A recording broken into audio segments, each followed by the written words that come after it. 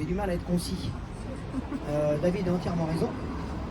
Mais nous, on est plus inquiets en tant que marin-pêcheurs par les problématiques qui sont liées, les nôtres, hein, c'est la mer. Et on peut s'apercevoir qu'il y a une telle contestation à terre, partout. Hein. Et c'est pour ça qu'on les met en mer, pour la simple et bonne raison que c'est une zone de non. Par contre, accessoirement, on peut s'apercevoir que je pense qu'on est face à un État voyou. Il y en a peut-être qui vont trouver que mes propos... Oui, face à un État voyou. Écoutez, on a supprimé, les voies de recours au niveau du tribunal administratif. On est passé après en cour d'appel qui était simplement, qui pouvait trancher, c'était la cour d'appel de Nantes. Et maintenant, quand on veut contester, c'est directement au Conseil d'État. Ça démontre bien que le droit, il n'est pas le même pour les citoyens et pour ces gens-là. Après, au-delà de ça, on pourrait aussi continuer quand même. Quand nous, marins-pêcheurs, on nous met des fermetures là, pour le dauphin, d'un mois non avéré, avec il n'y a pas d'autopsie, il n'y a rien du tout. Je dénonçais ça, moi, en 2019, lors d'une émission de télé, où je demandais à l'État. Donc, désolé de dire qu'on peut s'apercevoir que pour les éoliennes, on donne des dérogations, pour pouvoir détruire des espèces protégées et en voie d'extinction. Donc, oui, certaines ONG qui ont porté plainte à la base contre l'État pour inaction climatique. Je pense que là, on est tous là, présents. Il serait peut-être bon de se regrouper pour que nous, on puisse porter plainte contre l'État pour destruction environnementale et puis et catastrophe, climatique. Puisqu'on sait qu'une éolienne, depuis le début de sa fabrication jusqu'à sa fin de vie, c'est une catastrophe. Des projets en mer, pour résumer tout à l'heure, comme j'ai dit à la presse, la construction d'une éolienne en mer, c'est début de la construction, c'est forage, battage, 200 décibels. Vous voyez ce que je veux dire? Des problèmes de turbidité. On sait que le son se répercute 7 fois plus loin et 3 fois plus vite que sur Terre. Tous les animaux sont hypersensibles, ceux qui font de la musique. Je ne suis pas musicien, mais vous savez, quand on dit 100 décibels, c'est fort. Si vous mettez 200 décibels, c'est pas 2 fois plus fort, c'est un coefficient. Donc après, vous tuez quelqu'un avec le son. Donc, on a énormément de problèmes avec les dauphins. Il n'y en avait pas avant de ces dauphins. Il y en a plein partout. Par contre, ces dauphins, il est avéré qu'il y a eu des marquages qui ont été faits, que ces dauphins viendraient de mer du Nord. Qu'est-ce qui a été mis de nouveau en mer du Nord? Des éoliennes. Vous voyez ce que je veux dire? Donc après, ils rentrent en interaction avec nous. Il faut savoir que la pêche française, depuis 15 ans, elle a été diminuée de plus de 50%. Donc, il y a moitié moins de bateaux. Et il y aurait soi-disant plus d'interaction.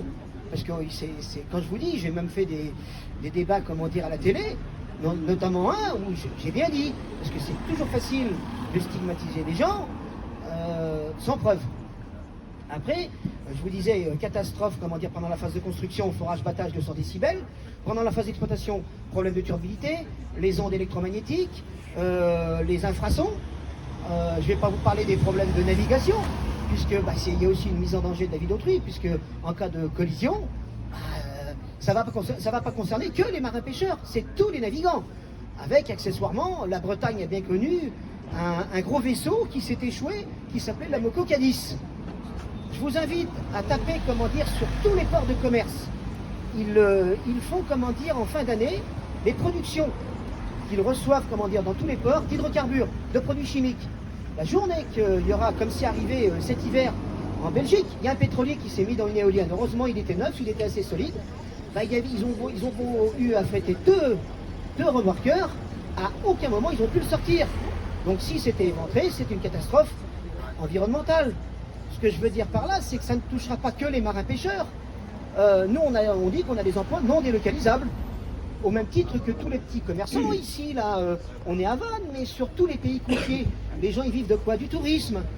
Vous croyez quoi? S'il y a un pétrolier qui se met à la côte, qui se perce, les gens ils iront 200 km, donc il n'y aura pas que les marins-pêcheurs qui seront impactés par ça. Après, au-delà de ça, pour continuer, on ne parle pas des anodes sacrificielles. Vous voyez, c'est du zinc, du zinc et de l'aluminium en très grosse quantité, parce que pour mémoire, c'était 160 kg par jour et par mât d'éolienne.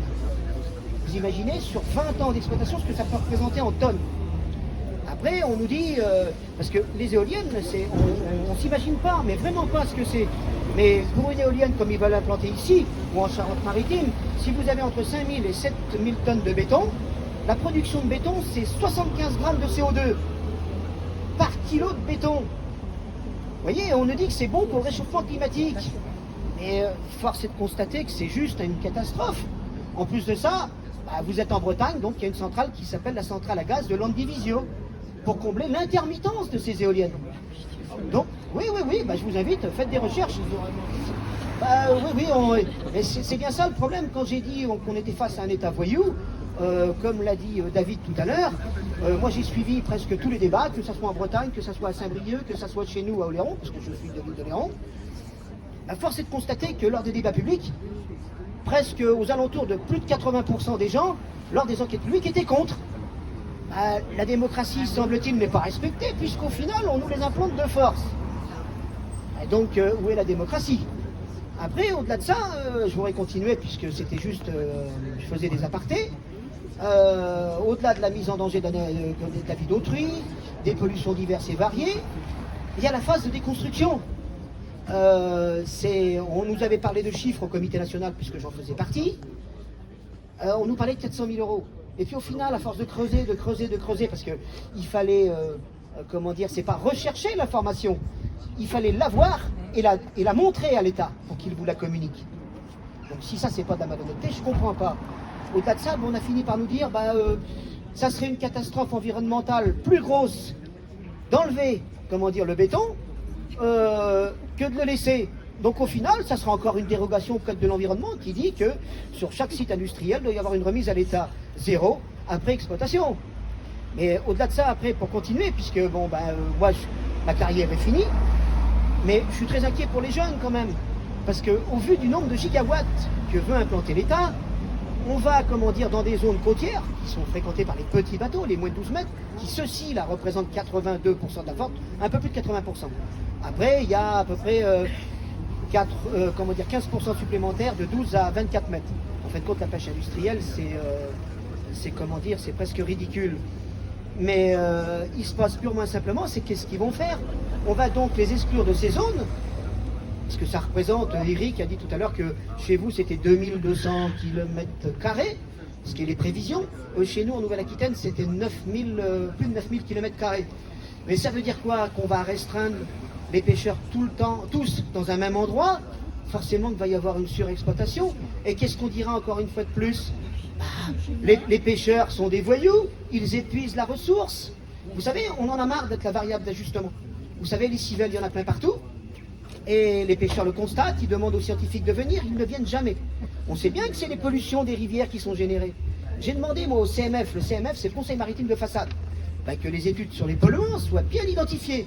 Mais à chaque fois, c'est la même. David Le Quintrec, je pense qu'il prendra la parole tout à l'heure. On a eu des arrêts, sols, parce qu'il y avait un problème de recrutement. Vous savez, des sols qui étaient grosses comme mon ongle. Donc des sols qu'on ne pêche pas. Il n'y en avait pas. Par contre, pas d'études. À chaque fois, c'est toujours sur les pêcheurs qu'on tape. Les pêcheurs, ils commencent à en avoir un peu plein le dos quand même. Après, pour revenir à ce que disait David tout à l'heure, force est de constater que toutes ces ONG qui militent pour l'environnement, apparemment ont une vision de l'environnement à géométrie variable. Et ça serait bien de regarder, vous savez, comme pour en médecine, les conflits d'intérêts qu'il y a, par qui ils sont financés. Puisque il suffit c'est extrêmement simple. L'OFB, sur chaque parc éolien, va toucher 0,5% de toutes les taxes. Celle qui est censée protéger la biodiversité. Force est de constater qu'il va y avoir une telle manne financière que c'est peut-être pour cela qu'ils ne sont pas contre. Mais au même titre que nos représentants professionnels, ce sont nous les marins-pêcheurs actifs qui vont être impactés, mais c'est les structures professionnelles. Ça veut dire que ça va beaucoup plus loin que ça. Les représentants professionnels, à l'heure actuelle, actifs, il n'y en a pas beaucoup. Et force est de constater que les structures, je l'ai dit lors du débat pêche à Oléron, il suffit de regarder, c'est factuel. Les structures professionnelles, s'il n'y a plus de marins-pêcheurs, elles n'ont plus lieu de survivre aux marins-pêcheurs. C'est ce qui va être le cas. Donc, qu'est-ce qui va rester aux jeunes? Il y a du poisson, il y a du travail, il y aurait des emplois, mais on est en perte de visibilité. On peut s'apercevoir qu'il y a des attaques, et une pression administrative qui est telle, on veut détruire des bateaux, et notamment des petits, pour une simple et bonne raison. Les seuls qui ont matière et le plus à revendiquer et à contester l'implantation d'éoliennes, c'est ceux qui sont le plus impactés. Qui sont le plus impactés en mer pour contester les éoliennes? Les marins-pêcheurs. Il y aura aussi les plaisanciers, mais on les entend pas beaucoup, ce qui est fort regrettable. Bah oui, parce qu'ils seront aussi impactés. Hein. Lors du dernier débat à La Rochelle, il y avait un plaisancier qui était là, un skipper, et il a passé dans le parc de Saint-Nazaire 2 jours. Et il m'a dit, j'ai eu très peur. Donc vous imaginez, quand il fera mauvais temps, ce qui va se passer? Là, apparemment, la mise en danger de la vie d'autrui, on s'assoit dessus. Donc, que voulez-vous? Je trouve tout ça un peu scandaleux, parce que tout ça, c'est de l'argent public. On va détruire, comment dire, l'environnement, la biodiversité, pour produire de l'électricité. Mais pour qui? Pour l'étranger, pour l'Allemagne, pour tous les pays étrangers. Mais on se moque de qui? On va flinguer notre environnement pour de l'électricité dont on n'a pas besoin. Et en plus de ça, le comble du comble, c'est qu'avec les prix garantis, on les vend à perte. C'est-à-dire quand on rachète, l'État rachète à 150 € comme à Saint-Brieuc, et que c'est vendu à 40 €, bah, qui paye la différence? C'est le contribuable. Mais oui, non mais je suis désolé, moi, écoutez, j'ai fait un infarctus cet été, j'ai pris, comment dire, rendez-vous au scanner, tout ça, je pense qu'on est tous pareils quand même. Bah il faut 3 mois, on est en France quoi, on n'est pas dans le pays du tiers-monde. Alors moi personnellement, les 100 milliards, parce que c'est même plus que ça, pour le raccordement, bah, je préférerais qu'ils soient mis dans les hôpitaux, ou dans les services publics, plutôt que là. Et puis après, je vous parle pas des parcs, parce que alors là, c'est pour engraisser des multinationales étrangères. Donc à un moment donné, j'ai un peu de mal à comprendre. On a vite oublié quand même que les marins-pêcheurs pendant la période Covid, on nourrit aussi la France au même titre que les agriculteurs. Là, on en avait besoin. Vous voyez ce que je veux dire? Ah oui, parce qu'il n'y a plus d'importation, il n'y a plus, tout était bloqué. Là, on avait besoin de nous. Et apparemment, bon, bah écoutez, on est devenu de la chair à canon avec la complicité bienveillante de nos représentants professionnels. Alors moi, personnellement, ce que je demande, c'est que bah, il y a la suppression de cette taxe, que les structures professionnelles ne la touchent pas. Et à ce moment-là, vous verrez qu'ils seront beaucoup plus enclins à nous défendre. Parce que le code rural dit bien, je vous invite à regarder l'article L912-1, qui dit qu'ils doivent nous défendre, nous représenter. Bah écoutez, est-ce que les marins-pêcheurs ont un intérêt à avoir des éoliennes pour la privation d'espace? Non. Pour la mise en danger de la navigation? Non plus. Et donc comment se fait-il que toutes ces structures professionnelles n'ont pas porté plainte? Bah, peut-être qu'il y a la taxe qui a fait qu'ils n'ont pas porté plainte. Voilà ce qui se passe. C'est une histoire de gros sous. Ouais, mais nous, on n'a pas envie d'être la variable d'ajustement, comme je vous ai dit. Nous, tout ça, ça commence sérieusement à nous pomper l'air.